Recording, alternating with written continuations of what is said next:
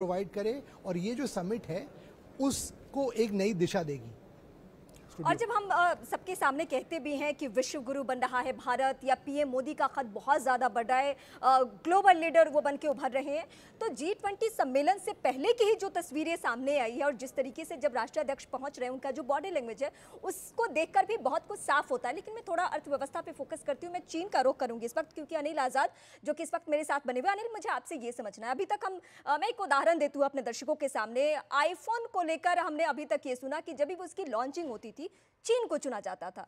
IPhone 15 की जो Apple 15 की लॉन्चिंग जो हो रही है उसके लिए भारत को चुना गया है, तो ये बदले हुए ऑर्डर को ही दर्शाता है।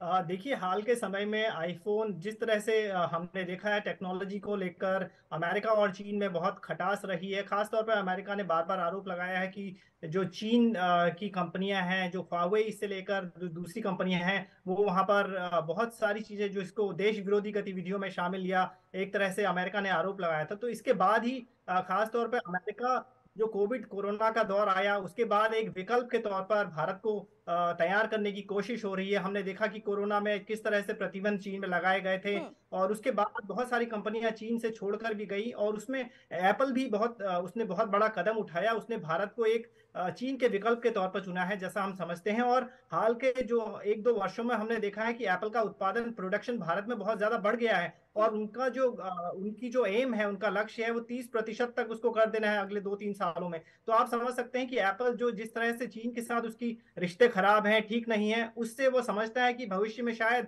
चीन इसको बहुत बड़े इश्यू के तौर पर यूज कर सकता है। जैसा हम जानते हैं, अभी एप्पल के सबसे ज्यादा यूजर्स चाइना में ही हैं। चीन सबसे बड़ा एप्पल का मार्केट है, तो इस लिहाज से प्रोडक्शन यहीं पर हो रहा है, इनके यूजर्स यहीं पर हैं, कंज्यूमर इतने ज्यादा हैं। तो जाहिर सी बात है, अगर उनके बीच में रिलेशन खराब होते हैं तो अमेरिका को बहुत बड़ा झटका लगता है। ऐसे में अमेरिका भारत के को एक ऑप्शन के तौर पर चुनकर वहां से दूसरे देशों में मोबाइल फोन पहुंचाना चाहता है, एप्पल को दूसरे देशों में उसकी पहुंच को बढ़ाना चाहता है। तो एक तरह से हम देखें कि अब चीन की जो बादशाहत है, इस तरह से जिस तरह से कायम हुई है मोबाइल के सेक्टर में, उसको एक थोड़ा तोड़ने की कोशिश अमेरिका की ओर से हो रही है।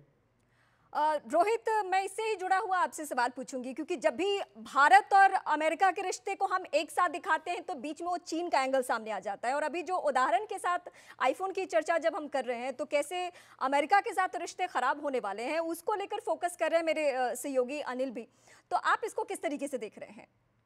देखिए, ये मैं इसमें थोड़ा सा ये ऐड करना चाहता था कि देखिए, अभी रिपोर्ट्स आ रही हैं कि चाइना जो है वो आईफोन्स को ब्लॉक करने वाला है। उनकी सेल, मतलब बेसिकली जो सरकारी उपयोग के लिए वहां पे लोग आईफोन्स यूज करते हैं, सरकारी एजेंसीज के लिए चाइनीज, उसके साथ साथ स्टेट और जो स्टेट ऑपरेटेड कॉर्पोरेशन है चाइना में, तो चाइना आईफोन के यूज को बैन कर रहा है। तो ये देखिए, मैं ये बात इसलिए बता रहा हूँ, एक इंपॉर्टेंट बात है कि जो देश में सबसे ज्यादा आईफोन यूज होता था, आज चाइना उसे ब्लॉक करने की कोशिश कर रहा है आईफोन को।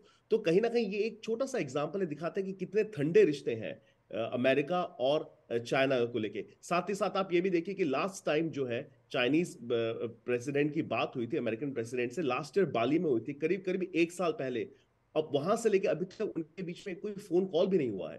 तो ये दिखाता है कि किस से जो रिलेशंस है वो एक तरह से रप्चर हो चुके हैं दोनों देश के लिए। और शी जिनपिंग का बार बार ये बात हम पूछ रहे हैं वो क्यों नहीं आया भारत। देखिए, लोग कह रहे हैं शायद भारत की वजह से, प्रधानमंत्री मोदी की वजह से, या जो भी रीजन दिए होंगे लोगों ने, लेकिन इस बात पे ध्यान देना बहुत जरूरी है कि अमेरिका को लेके भी मुझे लगता है शी जिनपिंग अवॉइड करना चाहते थे अमेरिकन प्रेजेंस में, क्योंकि शायद कहीं ना कहीं उनकी और फिर प्रेसिडेंट बाइडेन की मीटिंग्स की बात होती। तो मुझे लगता है शी जिनपिंग शायद इस वजह से भी भारत नहीं आए, क्योंकि एक जो रिलेशनशिप है यूएस और चाइना की, वो रप्चर हो चुकी है, और वो शायद अपने टर्म्स में मिलना चाहते थे जो बाइडेन के साथ। मतलब हम ये कह सकते हैं कि 10 तारीख के बाद शायद हमें कुछ अलग तरीके की चीजें देखने को मिले, कुछ ऐसे स्टेटमेंट्स आ जाए या कुछ चाइना की तरफ से कुछ डिसीजंस आ जाए, ये भी हमें देखने को मिल सकता है, क्योंकि अभी मीटिंग हुई नहीं है, अभी कोई डील पब्लिकली नहीं है। जी जी, और तीसरी चीज मैं आपको बताऊं कि ऐसा माना जा रहा है कि नवंबर में शी जिनपिंग अमेरिका आएंगे और तब वो जो बाइडेन से मिलेंगे। लेकिन अगर आप इस पूरी चीज को आप देखिए आपको, हम पूरी दुनिया को ये समझना है कि बार बार हम ये बात करते हैं कि प्रधानमंत्री मोदी जो है वो पूरी दुनिया ट्रैवल किए हैं, वो बार बार दूसरे देशों में जाते हैं, रिलेशन इंप्रूव कर रहे हैं। अब भारत पूरी दुनिया को दिखा रहा है कि जो हार्डवर्क था पिछले 8 9 10 सालों का, किस तरह से वो फ्रूटेशन पे आया, किस तरह से आज लोग सामने से होके भारत आ रहे हैं, उन्हें इनवाइट किया गया है, लोग आतुर है, वर्ल्ड लीडर्स आतुर है भारत आने के लिए। वहीं पे मुझे लगता है थोड़ी सी जेलसी प्लस ये कॉम्बिनेशन ऑफ जियो पॉलिटिक्स, मुझे लगता है चाइना की हम जितनी भी ऑब्वियसली बात करेंगे, लेकिन कहीं ना कहीं ये आई थिंक बहुत बड़ा डिसएडवांटेज चाइना है इस मुकाम पे कि G20 जब भारत में हो रहा है तो शी जिनपिंग यहाँ पे नहीं है। सौरभ, मैं आखिर में आपसे भी समझना ये चाहती हूँ, जैसे हम जब बात कर रहे हैं और दोस्ती की बात करें, तो जब वर्ल्ड लीडर्स की दोस्ती होती है तो सबसे पहले अर्थव्यवस्था पे फोकस होता है, बिजनेस पे फोकस होता है। और जैसा कि अभी मुझे रोहित ने बताया भी कि दुनिया के जो वर्ल्ड लीडर्स हैं, जो बड़े सुपर पावर हैं, ये सब आना चाहते हैं भारत। तो भारत की दूरदर्शी चीजें कैसी है, और जो आना चाहते हैं भारत में वो किस ख्याल से आ रहे हैं, मतलब उनके दिमाग में बिजनेस क्या है? देखिए, हाँ, भारत का एक नया जो है, भारत का कूटनीतिक आयाम बिल्कुल अलग एक हो गया है, और ये बिल्कुल प्रधानमंत्री की जो लीडरशिप है उसका एक वजह से एक हुआ है। इसकी वजह से एक अलग से पूरा नैरेटिव जो है वो क्रिएट किया है भारत ने, अपना एक डिप्लोमेसी में एक छाप छोटी है। और अगर आप देखें, जो 200 से ज़्यादा मीटिंग्स हुई हैं G20 की, जो प्रधानमंत्री के निर्देशन में की गई, उसका एक खास एम था कि खाली प्रधानमंत्री से मैसेज नहीं जाना चाहिए कि जब प्रधानमंत्री जाके और विश्व के लीडर से मिलते हैं उनसे मैसेज नहीं जाएगा, ये मैसेज जाएगा जो डेलीगेट्स यहाँ पर आएंगे कि नया भारत क्या है। भारत के हर कोने में वो गए। कश्मीर की मैं आपकी मिसाल दूं कि जब कश्मीर में मीटिंग हो रही थी, कुछ देशों ने भारत को प्राइवेटली कहा कि उनको सिक्योरिटी कंसर्न्स है, पर जब वो गए वहाँ पर तो ऐसा फीडबैक दिया कि देखिए ये एक नया कश्मीर है, और कश्मीर में हालात सामान्य ही नहीं है, बहुत अच्छे हैं, टूरिज्म के लिए बहुत अच्छा है। तो भारत ने एक सोची समझी रणनीति के सहे जो ये एक जनभागी G20 बनाया है, उसका बहुत बड़ा असर जो है भारत को इस मुद्दे को लेकर अंतर्राष्ट्रीय मंच से हमेशा से भारत पे हमने देखा कि सवाल उठाते रहे लोग। शनर सिद्दीकी, आप तो यूएई में बैठे हैं, आप दुबई में हैं, और वाकई कश्मीर के मुद्दे पे बहुत गुमराह किया गया, लेकिन जब G20 की बैठक वहां पे हुई तो कहीं भी किसी भी तरीके की ऐसी खबर नहीं आई कि किसी भी डेलीगेट्स को परेशानी हुई हो वहां पे। देखिए, दो चीजें हैं। एक तो सबसे पहले पीएम मोदी की तारीफ करनी होगी कि उनको पता है कि किसका स्वागत कैसे करना है, उसकी किस चीज को अप्रिशिएट करना है। मैंने देखा दिल्ली में होर्डिंग्स लगी हुई हैं। अभी 3 तारीख को यूएई का एस्ट्रोनॉट आईएसएस से वापस आया है 6 महीने रह के, सुल्तान अल नियादी, और यूएई में सुल्तान अल नियादी की होर्डिंग्स लगी हुई हैं। उस पर लिखा हुआ है कि क्रिएटिंग ग्लोबल इम्पैक्ट। तो ये जो बात है ना, आप यूएई के एफर्ट को अगर आप दिल्ली में अप्रिशिएट कर रहे हैं, तो ये जो एक रिलेशन आप क्रिएट कर रहे हैं और इस तरह से वेलकम करना, ये शायद पहली बार हो रहा होगा कि हर आप सारे देशों को अलग अलग एड्रेस कर रहे हैं, है ना। एक बात। दूसरी बात कि जहां तक कश्मीर की बात है, सबसे ज्यादा इन्वेस्टमेंट कश्मीर में यूएई से गया है, 400-500 करोड़ रुपए का। बहुत शुक्रिया आप सभी का हमें अलग अलग देशों से वक्त देने के लिए।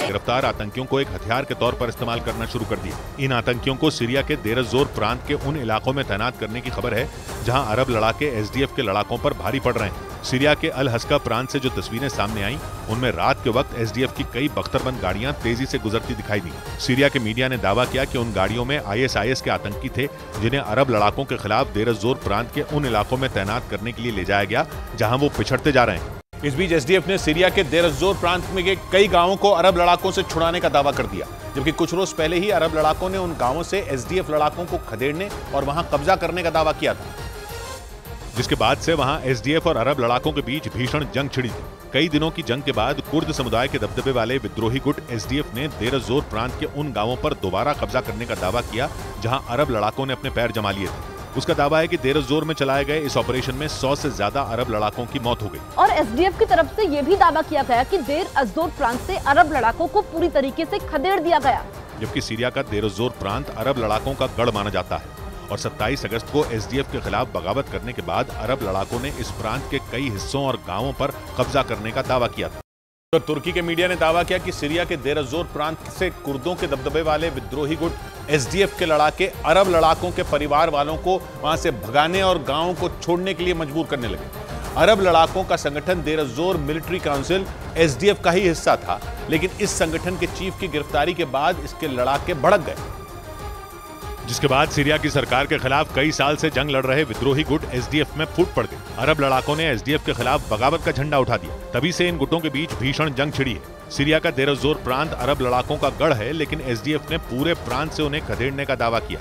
यही नहीं, तुर्की के मीडिया के मुताबिक अरब लड़ाकों को खदेड़ने के बाद एसडीएफ के लड़ाके उनके परिवार वालों को भी गांव छोड़ने के लिए मजबूर कर रहे हैं। आरोप है कि देर जोर प्रांत के पूर्वी और दक्षिणी इलाके में मौजूद अरब लड़ाकों के गांवों को खाली कराने के लिए एसडीएफ के लड़ाके वहां बमबारी कर रहे हैं। तुर्की का दावा है कि एसडीएफ के हमले से डरकर अरब लड़ाकों के कई गांव खाली हो चुके हैं।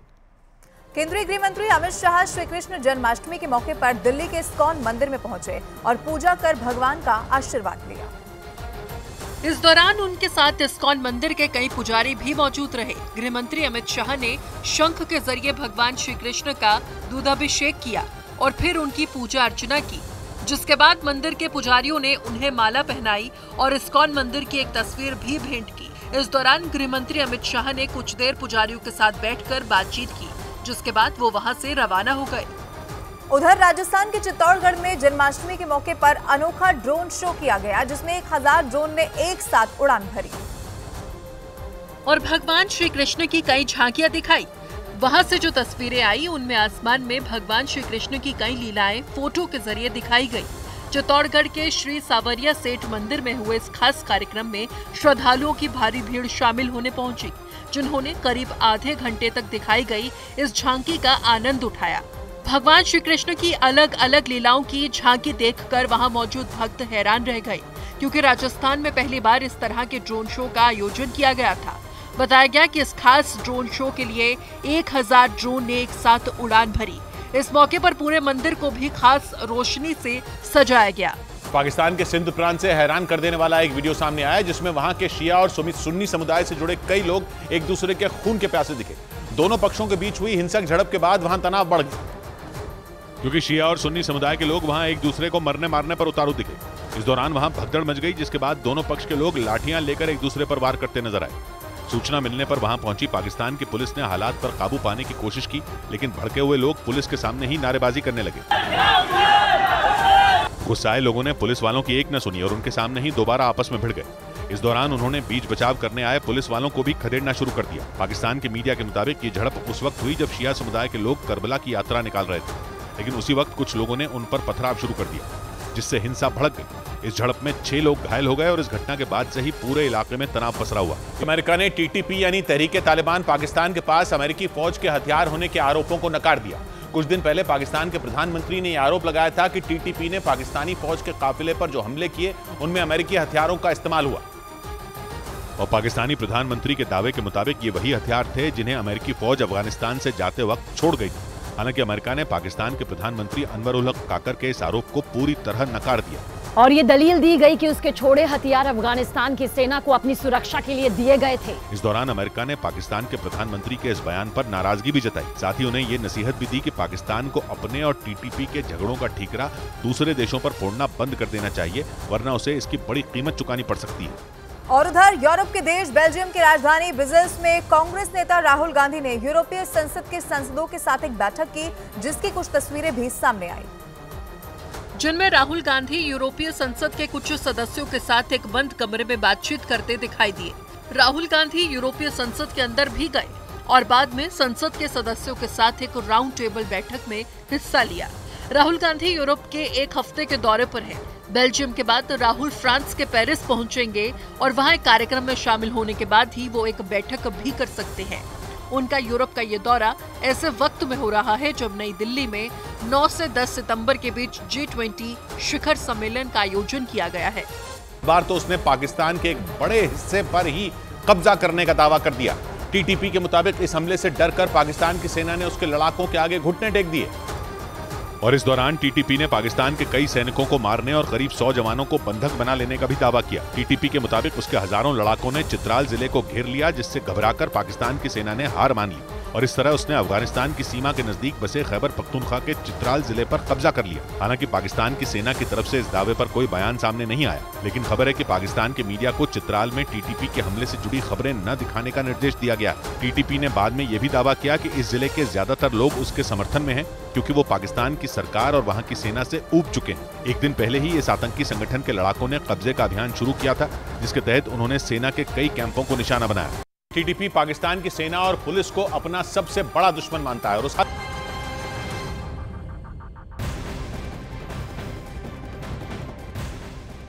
तो G20 की तैयारियां पूरी हो चुकी है, विदेशी मेहमानों का पहुंचना भी शुरू हो चुका है। इन सब के बीच में प्रधानमंत्री नरेंद्र मोदी ने ट्वीट कर बताया कि वो आज 3 देशों के राष्ट्राध्यक्षों से मुलाकात करेंगे। पीएम मोदी ने ट्वीट किया कि आज वो मॉरिशस के प्रधानमंत्री, बांग्लादेश की प्रधानमंत्री और अमेरिका के राष्ट्रपति से मुलाकात करेंगे।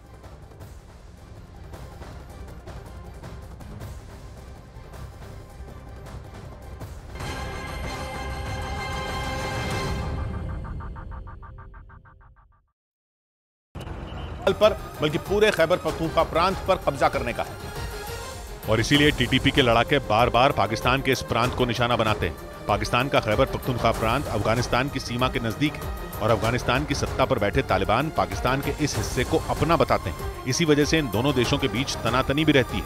कहा जाता है कि तालिबान सरकार इस काम में टीटीपी के लड़ाकों की पूरी मदद करती है ताकि वो उसका सपना पूरा कर सके। यही नहीं, इस आतंकी संगठन को पाकिस्तान का तालिबान भी कहा जाता है, जिसका मकसद पाकिस्तान की सरकार को उखाड़ फेंकना है और वहां शरिया कानून लागू करवाना है। जम्मू कश्मीर में आतंकियों की कमर तोड़ने की पूरी तैयारी कर ली गई है। वहां के उपराज्यपाल मनोज सिन्हा ने सोपोर में लोगों से अपील की है कि वो किसी भी तरह से आतंकियों को समर्थन न दें, ताकि आतंकियों को जल्द से जल्द उनके अंजाम तक पहुंचाया जा सके। ऐसे तत्वों को प्रश्रय मत दीजिए, बाकी काम